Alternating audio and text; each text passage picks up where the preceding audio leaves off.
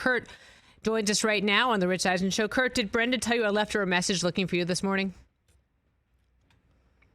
Not. We haven't crossed paths much this morning, so she did not tell me that. Oh.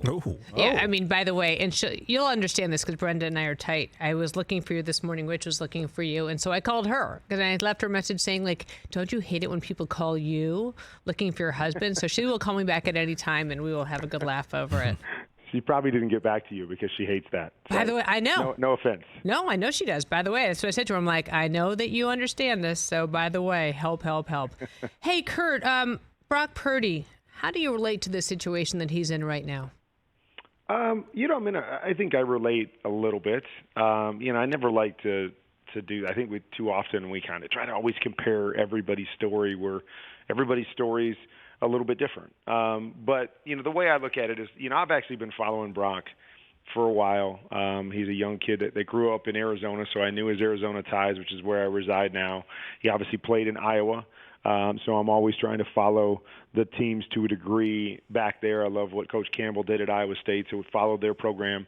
So I watched him play a lot. My son, Cade, was playing at K-State, so they played him, the last couple of years. So I've followed Brock a lot along the way.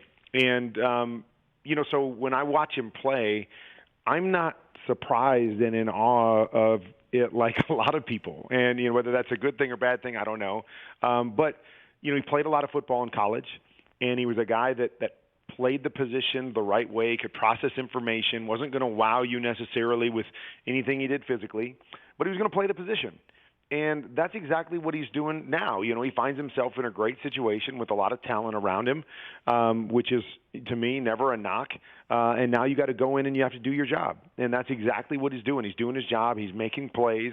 It's not just like, he's just back there, anybody could do it. He's making plays for them. He's making reads, but it doesn't have to wow you. And that's what I've always believed. If you know how to play the position and you've played that the way your entire life, you get into the NFL, you can play that way and have success. And that's where Brock is right now. And so I love that he found himself a great situation with a lot of talent, so he didn't have to step in and try to carry a team or be more than he is right now, as a rookie player. But at the same time, he's playing, in that system very, very well. He seems to fit that system very well, and that's probably where I can connect the most is when I got with the Rams. I was surrounded by a lot of talent as well, but I was in a system that played to my strengths. And, my strengths were throwing the ball down the field and attacking, and, we threw the ball 35, 40 times a game. It was just kind of the makeup that I had, and so I found myself in a great system with talented players. I think Brock has found himself in a system that makes sense to him, surrounded by great players, and he's been able to go in and do what he's capable of doing very quickly. And so it's been fun to watch. But unlike a lot of people, I kind of knew a little bit about Brock, and I'm not nearly as surprised as a lot of people are. So do you believe there's been too much hype then associated with him? Too much hype? I don't think there's ever too much hype when you've got, guys that play good football first, whether they're rookies or veterans. If they're playing good football, if they're winning football games, I don't think there's ever too much hype because that's what the game is all about. And, the fact that he is a rookie. I mean, we've seen a lot of rookies come in and, have their struggles. And so to see a rookie come in, again, all the stuff, we want to point to all the stuff around, but it doesn't matter to me. If I can watch the film and see a guy process information and do the right thing with the football and not make a bunch of mistakes where I'm like, I don't have any idea what he was doing or what he was looking at. If you can just play the position well, I think it's impressive for a young guy that I know didn't practice a whole lot, that they weren't really planning on using him with Trey and Jimmy, to get thrown in there and to have played as consistently well as he has. I don't think we're overhyping it. Just to me, I think he came out of nowhere for a lot of people, and that's why I think there's even more hype when I'm sure for Brock and for people that knew him are just saying, well, we don't have to overhype it that way. We knew this kid could play, and he's just showing you on the biggest stage. Hall of Famer Kurt Warner here on the Rich Eisen Show. Suzy Shuster in for Rich Eisen. Let's spin you around the games for Saturday if we can ask you to prognosticate a bit. Let's start with Jags at Chiefs. What are you expecting? Well, I mean, yeah, I think this is probably on paper the most lopsided game of the weekend. Just because I think we all know who the Chiefs are, what they're capable of, the quarterback that they have. That I think most people are going to assume that the Chiefs are going to advance in this game. When you look at the Jags, they got a bunch of good young players, and they're going to need those young players to play really, really well to win this game. We know that they're capable of it. They've been on a run here at the end of the season. They've played better football. What they did in the second half against the Chargers, that a lot of people want to talk about how the Chargers blew it and all of these things. When you go back and watch the second half of that game, I kind of assumed when I would put on the tape that the Chargers would just give them easy plays, and somehow they allowed them to get back because they were just doing things that were kind of easy high hoppers for the Jags, and that wasn't the case.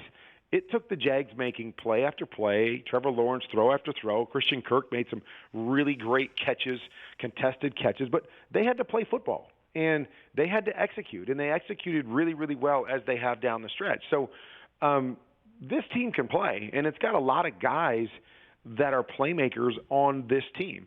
But I still think they're going to have to play their best. The one thing I always look at with Trevor Lawrence is that as good as he is at times, he misses too many layups for me to kind of put him in that, that next, tier of quarterbacks. And what I mean by that is just, there's throws or reads that to me, you have to make as a starting quarterback, and you have to make them most of the time.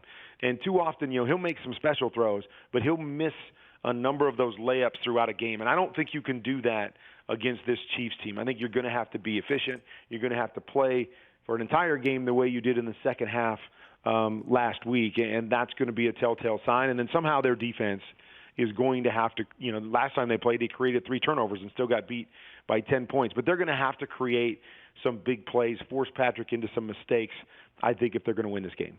Moving on to the second game on Saturday, Giants and Eagles. Giants at the Eagles. What do you think? We know, coming off of obviously the game last week against Minnesota, was really excited about where the Giants are and how they were playing. And Daniel Jones kind of had a career game. So I went into this thing thinking, man, this could be, this is probably going to be a lot closer than we saw in that regular season matchup when the starters played. And then I went back and watched the tape of the 2 games, Eagles against the Giants. And the Eagles had their way with the Giants offensively. A couple times they didn't score in the red zone, especially in that last game. But it was hard for the Giants to slow them down at all in both of those games. And so even though I went in thinking this Giants are playing well, this is going to be a better game than I thought, after watching the tape, I'm a little more concerned for the Giants. They're going to need, they're going to need big performances from their stars, Daniel Jones, Saquon Barkley. They're going to need some guys up front on defense to create some negative plays, which they did the second time in the red zone, which is going to be key. But just looking at this game, assuming we get a Jalen Hurts that's playing somewhat close to the way he did during the regular season, I think this is going to be tough for the Giants. But, again, third time around, they're playing their best football. I'm hoping that they can, throw something out there and Brian Daboll can continue his magic to make this a close game, but definitely leaning towards the Eagles in this one. Kurt Warner here on the Rich Eisen Show. Suzy Shuster in for Rich Eisen. Let's go to Sunday. Bengals at Bills. This is an interesting one. I mean, both teams are on win streaks. Both teams have dynamic special quarterbacks. Both teams have great playmakers on the outside. They got defenses that can step up and play big in any moment. But if I'm kind of reasoning this thing out, for some reason I'm leaning towards the Bengals here. And just a few weeks ago, before everything happened with DeMar when they were going to play on Monday, I had picked the Bills in that game and thought just Josh Allen and his specialness was going to be able to overcome how good the Bengals were playing. But to me, Josh is such a wild card in a good way and sometimes in a bad way. That it's just always playing, with the pedal to the metal, always playing 100 miles an hour, trying to make every single throw on every single snap. And, that leaves me kind of just going, there's ups and downs sometimes within the course of games. And the Bengals are so steady most of the time. Joe's, pretty steady. Not that he doesn't make mistakes, but that he's pretty steady throughout a game. And that's what you've seen during their run is they're just kind of slow and steady, and they do their thing, and they don't ever panic. And they, very seldom do you see Joe just kind of, hey, I got to make every play and throw the ball up. And so as much as I believe Josh Allen can take over this game and win this game and move on because we've seen it a million times, I'm just a little concerned about that up and down play. We saw it again last week. They were up, 17 against Miami, and you thought it was going to be a blowout. And then, Josh missed a few things, and they become turnovers instead of just an incomplete pass. And now Miami's able to kind of fight their way back. And so that concerns me a little bit. So I think, in my head, I'm leaning towards the Bengals a little bit in this one. But I do think it's a great matchup. I think these quarterbacks will – go swing for swing with each other, and it'll be a great football game. Lastly, the big marquee game, Cowboys at 49ers, Kurt. I'm going with the 49ers until you show me different. And as good as the Cowboys were on Monday, I think you take a couple things into consideration. The first thing you take into consideration is, who the Bucs were all year long. And that was really no different on Monday. Their offense struggled to move the football. Their defense was kind of all over the place. And so as good as Dak and company played in that game, I'm not ready to just go, because they played that way, this is who the Dallas Cowboys are. We've seen the same thing with the Cowboys, a lot of up and down. We know they can score points. We know they can do, some really good things, and they've got some playmakers on defense. So, if they play really well, I think this is going to be a good football game. But I'm still going to lean towards the 49ers just because I think they have more ways to beat you, and they don't make as many mistakes on average as the Dallas Cowboys. And so, this one's going to be fun because I think there's some ways that you can, take advantage of what the 49ers do on defense or kind of slow them down and do some things against them. And I think Dallas is capable of doing those things against them. So I'm interested to see how they play this game. But until you show me you can slow down this 49er team and all their different weapons and what they do on both sides of the ball, I'm going to lean towards the 49ers to win this one. Kurt, I know we don't get much time with you. Last question. Tom Brady, what do you think he's going to do? Get into his brain. I don't think he's going to be back with the Bucs. So I think if he plays, he's going to play somewhere else.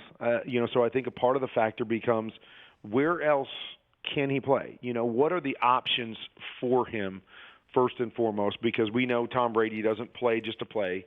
He plays to win. And so he wants to be in a place where he can win. And so I think that'll be a factor along the way, what he thinks the possibilities are.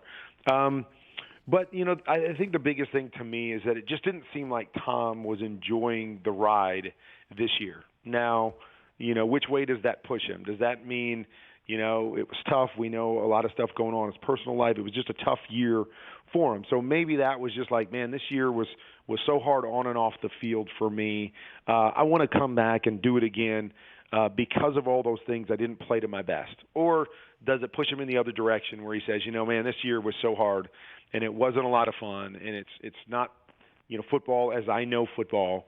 Maybe it's time to just step away, not, start over again, not take a chance of, having another season like that and just kind of riding off into the sunset and get back to enjoying life because it is such a grind to play in the NFL. And with the expectation that is always laid on Tom Brady, that's a heavy thing. And so, I wonder if those things will push him one way or another. And then maybe most importantly, does he feel like there's a place out there that would want him, that would sign him, and that would, be a team that in the short term, meaning probably within 1 year like Tampa, is ready to go win a Super Bowl. Kurt, I would be remiss if I didn't say congratulations on your son's good run this year. Thank you. Both of them had great runs. My son Cade at K-State winning the Big 12 and playing in the Sugar Bowl, and he had a great year leading the team in touchdown reception. So it's been fun to watch him, in his last year. kind of blossom and have a great year, and the team do so well. And then EJ, who's out at Temple, is a true freshman, the true freshman All-American, playing quarterback out there. So it was a great year for my boys in the game of football. It was so much fun to watch both of them shine and see their journeys take off in different ways. What makes you more nervous, watching them or you playing? Yep, always.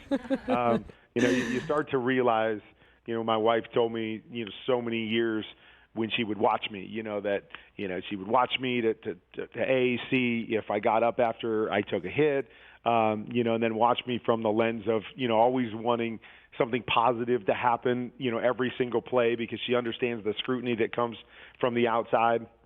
And I never really understood that. Like, just watch the game and enjoy it. Like, enjoy what I do and enjoy the process. And now that I have kids playing, I'm nervous, and probably more so for my quarterback, because I know the ball's in his hands every snap, and I know what that's like. And so I'm nervous every time I watch him. I can't eat when I watch him, because you just want something good to happen.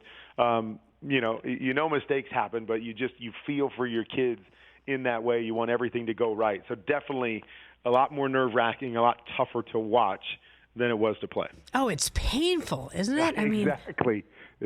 I sound like a hyena. It's embarrassing. My kids don't want to be near me if one of my kids is playing. It's really horrible. Send my love to Brenda. I think she's the greatest in the world. Will do. We'll see you guys soon. Thanks for making the time. Catch the Rich Eisen Show every single day on the Roku channel, 12 to 3 Eastern, for free.